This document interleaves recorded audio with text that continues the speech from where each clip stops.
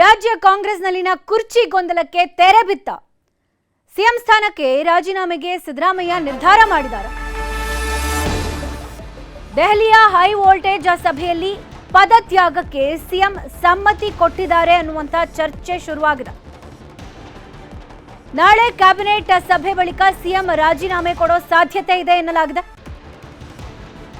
ಇನ್ನು ರಾಹುಲ್ ಗಾಂಧಿ ಕೊಟ್ಟಂತ ರಾಜ್ಯಸಭೆಯ ಆಫರ್ ಅನ್ನ ಸಿಎಂ ಸಿದ್ದರಾಮಯ್ಯ ನಿರಾಕರಿಸಿದ್ದಾರೆ ಅಂತ ಹೇಳಲಾಗ್ತಾ ಇದೆ. ರಾಜ್ಯ ರಾಜಕೀಯದಲ್ಲಿ ಹಲವಾರು ಚರ್ಚೆ ಶುರುವಾಗಿದೆ. ನಾಳೆ ಸಚಿವರ ಜೊತೆ ಸಿಎಂ ಸಿದ್ದರಾಮಯ್ಯ ಬ್ರೇಕ್ಫಾಸ್ಟ್ ಮೀಟಿಂಗ್ ಮಾಡಲಿದ್ದಾರೆ. ಶುಕ್ರವಾರ ಕಾಂಗ್ರೆಸ್ ಶಾಸಕಾಂಗ ಸಭೆಗೂ ತೀರ್ಮಾನಿಸಿದ್ದಾರೆ ಎನ್ನಲಾಗಿದೆ. ಶಾಸಕಾಂಗ ಸಭೆಯಲ್ಲಿ ಶಾಸಕಾಂಗ ನಾಯಕರ ಆಯ್ಕೆ ಆಗುತ್ತೆ. ಬಳಿಕ ಸರ್ಕಾರ ರಚನೆಗೆ ರಾಜ್ಯಪಾಲರಿಗೆ ಹಕ್ಕು ಮಂಡನೆ ಮಾಡಲಾಗುತ್ತೆ. ಇವತ್ತು ಬೆಂಗಳೂರಿಗೆ ಕೆಸಿ ವೇಣುಗೋಪಾಲ್ ಸುರ್ಜೇವಾಲಾ ಆಗಮಿಸಲಿದ್ದಾರೆ. ಸಿಎಂ ಸಿದ್ದರಾಮಯ್ಯ ರಾಜೀನಾಮೆ ಕೊಡೋಕೆ ಒಪ್ಕೊಂಡಿದ್ದಾರಾ ಅನ್ನುವಂಥ ಚರ್ಚೆ ಶುರುವಾಗಿದೆ. ದೆಹಲಿಯಿಂದ ಸಿಎಂ ಸಿದ್ದರಾಮಯ್ಯ ವಾಪಸ್ ಆಗಿ ಆಪ್ತರ ಜೊತೆಗೆ ಡಿನ್ನರ್ ಮೀಟಿಂಗ್ ಮಾಡಿದ್ದಾರೆ. ಕಾಂಗ್ರೆಸ್ನಲ್ಲಿನ ಕುರ್ಚಿ ಗೊಂದಲಕ್ಕೆ ಕೊನೆಗೂ ತೆರೆ ಬಿತ್ತ ಅನ್ನುವಂಥ ಪ್ರಶ್ನೆ ಎದುರಾಗಿದೆ. ಡಿಸಿಎಂ ಡಿಕೆ ಶಿವಕುಮಾರ್ಗೆ ಸಿಎಂ ಪಟ್ಟವನ್ನ ಸಿದ್ದು ಬಿಟ್ಕೊಳ್ತಾರಾ ಅನ್ನುವಂಥ ಚರ್ಚೆ ಶುರುವಾಗಿದೆ. ಶುಕ್ರವಾರ ಕಾಂಗ್ರೆಸ್ ಶಾಸಕಾಂಗ ಸಭೆಗೂ ತೀರ್ಮಾನ ಮಾಡಲಾಗುತ್ತಾ ಅಂತ ಹೇಳಲಾಗ್ತಾ ಇದೆ. ಸಿಎಂ ಸ್ಥಾನ ಬಿಡೋಕೆ ಸಿದ್ದರಾಮಯ್ಯ ಟೀಮ್ ಹಲವಾರು ಷರತ್ತುಗಳನ್ನ ಹಾಕಿದಾರಂತೆ. ಸಿಎಂ ಇನ್ ಕೇಸ್ ಸ್ಥಾನ ಬಿಟ್ಕೊಡ್ಬೇಕು ಅಂದ್ರೆ ಸಿಎಂ ಸಿದ್ದರಾಮಯ್ಯ ಟೀಮ್ ಹಲವಾರು ಷರತ್ತುಗಳನ್ನ ಹಾಕಿದ್ದಾರೆ. ಇನ್ನು ಡಿಸಿಎಂ ಡಿಕೆ ಶಿವಕುಮಾರ್ ಸಿಎಂ ಆದ್ರೆ ಅವರ ಸಂಪುಟದಲ್ಲಿ ದಲಿತ, ಅಲ್ಪಸಂಖ್ಯಾತ, ಲಿಂಗಾಯತ ಹಾಗೂ ಒಬಿಸಿ ಸೇರಿದಂತೆ 4 ಡಿಸಿಎಂಗಳು ಇರ್ತಾರೆ ಅಂತ ಹೇಳಲಾಗ್ತಾ ಇದೆ. ಜೊತೆಗೆ ಸಿದ್ದರಾಮಯ್ಯ ಹೇಳಿದ 20 ನಾಯಕರಿಗೆ ಸಚಿವ ಸ್ಥಾನ ಸಿಗಬೇಕು ಅನ್ನುವಂಥ ಷರತ್ತಿದೆ ಅಂತ ಹೇಳಲಾಗ್ತಿದೆ. ಇನ್ ಕೇಸ್ ಸಿಎಂ ಸಿದ್ದರಾಮಯ್ಯ ಪದತ್ಯಾಗ ಮಾಡಬೇಕು ಅಂದ್ರೆ ಹಲವಾರು ಕಂಡೀಷನ್ಸ್ ಇದೆ ಅಂತ ಸಿದ್ದರಾಮಯ್ಯ ಟೀಮ್ ಹೇಳ್ತಾ ಇದೆ. ಅದರಲ್ಲಿ ಒಂದು, ಸಿಎಂ ಸಿದ್ದರಾಮಯ್ಯ ಹೇಳಿರುವಂಥ 20 ನಾಯಕರಿಗೆ ಸಚಿವ ಸ್ಥಾನ ಸಿಗಬೇಕು ಅನ್ನೋದು. ಇನ್ನು ಡಿಸಿಎಂ ಡಿಕೆ ಶಿವಕುಮಾರ್ ಮುಖ್ಯಮಂತ್ರಿ ಆದ್ರೆ ಅವರ ಸಂಪುಟದಲ್ಲಿ 4 ಡಿಸಿಎಂಗಳಾಗ್ತಾರೆ ಅನ್ನುವಂಥ ಚರ್ಚೆ ಇದೆ. ಇವಾಗ ಹೆಚ್ಚಿನ ಮಾಹಿತಿ ಕೊಡ್ತಾರೆ ನಮ್ಮ ರಿಪೋರ್ಟರ್ ತಿಮ್ಮೇಗೌಡ ದೂರವಾಣಿ ಸಂಪರ್ಕದಿಂದ. ತಿಮ್ಮೇಗೌಡ್ರೆ, ಸಿಎಂ ಸಿದ್ದರಾಮಯ್ಯ ತಮ್ಮ ಪದತ್ಯಾಗ ಮಾಡ್ತಾರೆ ಅನ್ನುವಂಥ ಚರ್ಚೆ ಶುರುವಾಗಿದೆ. ಇನ್ ಕೇಸ್ ಸಿಎಂ ಸಿದ್ದರಾಮಯ್ಯನವರು ರಾಜೀನಾಮೆ ಕೊಡೋಕೆ ಒಪ್ಕೊಂಡ್ರೆ ಅದರಲ್ಲಿ ಇರುವಂಥ ಕಂಡೀಷನ್ಸ್ಗಳೇನು? ಸಿಎಂ ಸಿದ್ದರಾಮಯ್ಯ ಟೀಮ್ ಯಾವ ರೀತಿಯಾದ ಕಂಡೀಷನ್ಸ್ ಇಟ್ಟಿದೆ?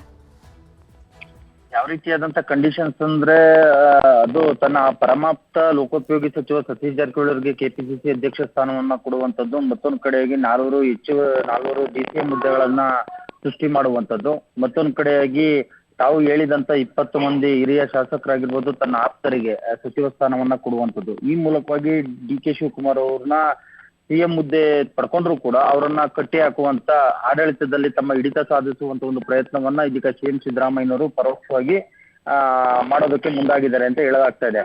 ಅದರಂತೆ ಜಾತಿವಾರು 4 ಡಿಸಿಎಂ ಸ್ಥಾನಗಳನ್ನ ಕೊಡಬೇಕು ಅನ್ನುವಂತ ನಿಟ್ಟಿನಲ್ಲಿ, ಎಸ್ಪೆಷಲಿ ದಲಿತ ಸಮುದಾಯದಿಂದ ಪ್ರಿಯಾಂಕ್ ಖರ್ಗೆ, ಮತ್ತೊಂದು ಕಡೆಯಾಗಿ ಅಹಿಂದ ಸಮುದಾಯದಿಂದ ತಮ್ಮ ಪುತ್ರ MLC ಡಾಕ್ಟರ್ ಯತೀಂದ್ರ ಸಿದ್ದರಾಮಯ್ಯ, ವೀರಶೈವ ಲಿಂಗಾಯತ ಸಮುದಾಯದಿಂದ MB ಪಾಟೀಲ್, ಅಲ್ಪಸಂಖ್ಯಾತ ಸಮುದಾಯದಿಂದ ಜಮೀರ್ ಅಹಮದ್ ಅವ್ರಿಗೆ ಇದೀಗ ಡಿಸಿಎಂ ಹುದ್ದೆಯನ್ನ ಕೊಡಬೇಕು ಅನ್ನುವಂತ ನಿಟ್ಟಿನಲ್ಲಿ ಒಂದು ಚಿಂತನೆಯನ್ನ ನಡೆಸಿದ್ದಾರೆ ಅಂತ ಹೇಳಲಾಗ್ತಾ ಇದೆ. ಮತ್ತೊಂದು ಕಡೆಯಾಗಿ ತಾವು ಹೇಳಿದಂತ 20 ಮಂದಿ ಅಂದ್ರೆ ತನ್ನ ಆಪ್ತರಿಗೆ ಆಗಿರ್ಬೋದು, ಮತ್ತೊಂದು ಕಡೆಯಾಗಿ ತಾವು ಹೇಳಿದಂತವ್ರಿಗಾಗಿರ್ಬೋದು ಈ ಸಚಿವ ಸ್ಥಾನವನ್ನ ಕೊಡುವಂತದ್ದು. ಈ ಮೂಲಕವಾಗಿ ಆಡಳಿತಾತ್ಮಕವಾಗಿ ಸರ್ಕಾರದಲ್ಲಿ ತಮ್ಮ ಹಿಡಿತವನ್ನ ಮುಂದುವರಿಸೋದ್ರ ಮುಖಾಂತರ ಈ ತಮ್ಮ ವರ್ಚಸ್ಸು ಇನ್ನೂ ಇದೆ, ತಮ್ಮ ಸರ್ಕಾರದಲ್ಲಿ ತಮ್ಮ ಹಿಡಿತ ಇನ್ನೂ ಇದೆ ಅನ್ನುವಂಥ ಒಂದು ಸಂದೇಶವನ್ನ ರವಾನೆ ಮಾಡೋದಕ್ಕೆ ಇದೀಗ ಸಿಎಂ ಸಿದ್ದರಾಮಯ್ಯನವರು ಮುಂದಾದ್ರ ಅನ್ನುವಂಥ ಒಂದು ಚರ್ಚೆ ಇದೀಗ ಕಾಂಗ್ರೆಸ್ ಪಾಳಯದಲ್ಲಿ ಕೇಳಿ ಬರ್ತಾ ಇರುವಂತದ್ದು.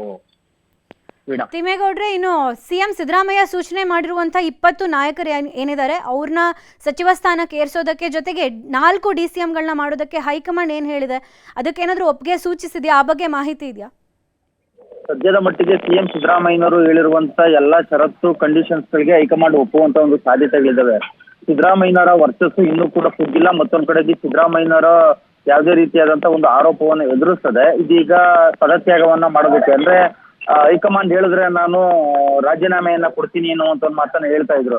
ಹೈಕಮಾಂಡ್ ವಿರುದ್ಧ ಯಾವುದೇ ರೀತಿಯಾದಂತ ಹೇಳಿಕೆಯನ್ನ ಕೊಟ್ಟಿಲ್ಲ. ಇದೀಗ ಸಿಎಂ ಸಿದ್ದರಾಮಯ್ಯನವರು ಸಹಜವಾಗಿ ರಾಹುಲ್ ಗಾಂಧಿ ಮಾತಿಗೆ ಮಣಿದು ನಾನು ರಾಜೀನಾಮೆಯನ್ನ ಕೊಡ್ತೀನಿ ಅನ್ನುವಂತ ಮಾತನ್ನ ಹೇಳಿರ್ತಕ್ಕಂಥ ಹಿನ್ನೆಲೆಯಲ್ಲಿ ಇದೀಗ ಸಿಎಂ ಸಿದ್ದರಾಮಯ್ಯನವರು ಒಂದು ರೀತಿ ಮಾಸ್ ಲೀಡರ್ ಆಗಿರ್ತಕ್ಕಂಥ ಹಿನ್ನೆಲೆಯಲ್ಲಿ ಸಹಜವಾಗಿ ಅಹಿಂದ ಸಮುದಾಯದ ಮತಗಳನ್ನ ಹಿಡಿದಿಟ್ಕೊಳ್ಬೇಕಾಗುತ್ತೆ.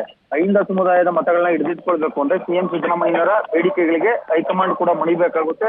ಅವ್ರು ಹೇಳಿದಂತೆ ಆಡಳಿತಾತ್ಮಕವೂ ಕೂಡ ಸ್ಪಂದಿಸಬೇಕಾಗುತ್ತೆ. ಸೊ ಈ ನಿಟ್ಟಿನಲ್ಲಿ ಹೈಕಮಾಂಡ್ ಸಿಎಂ ಸಿದ್ದರಾಮಯ್ಯನವರ ಬೇಡಿಕೆಗಳು, ಷರತ್ತುಗಳು, ಕಂಡೀಷನ್ಸ್ಗೆ ಒಪ್ಪುವಂತ ಎಲ್ಲಾ ಸಾಧ್ಯತೆಗಳು ಕೂಡ ದಟ್ಟವಾಗಿದ್ದಾವೆ. ಹೀಗಾಗಿಯೇ ತನ್ನ ಪರಮಾಪ್ತ ಲೋಕೋಪಯೋಗಿ ಸಚಿವ ಸತೀಶ್ ಜಾರಕಿಹೊಳಿ ಅವರಿಗೆ ಕೆಪಿಸಿಸಿ ಅಧ್ಯಕ್ಷ ಪಟ್ಟವನ್ನ ಕೊಡೋದಕ್ಕೆ ಹೈಕಮಾಂಡ್ ಕೂಡ ಒಂದು ನಿರ್ಧಾರವನ್ನ ಮಾಡಿದೆ ಅಂತ ಹೇಳಲಾಗ್ತಿದೆ. ಈ ಮೂಲಕವಾಗಿ ಅಹಿಂದ ಸಮುದಾಯದ ಮತಗಳನ್ನ ಹಿಡಿದಿಟ್ಕೊಳ್ಳುವಂತ ಒಂದು ಪ್ರಯತ್ನಕ್ಕೆ ಹೈಕಮಾಂಡ್ ಒಂದು ನಿರ್ಧಾರವನ್ನ ಮಾಡಿದೆ ಅಂದ್ರೆ ತಪ್ಪಾಗ್ಲಿಕ್ಕಿಲ್ಲ ವೀಣಾ. ಥ್ಯಾಂಕ್ ಯು ತಿಮ್ಮೇಗೌಡ್ರೆ ಮಾಹಿತಿಗೆ.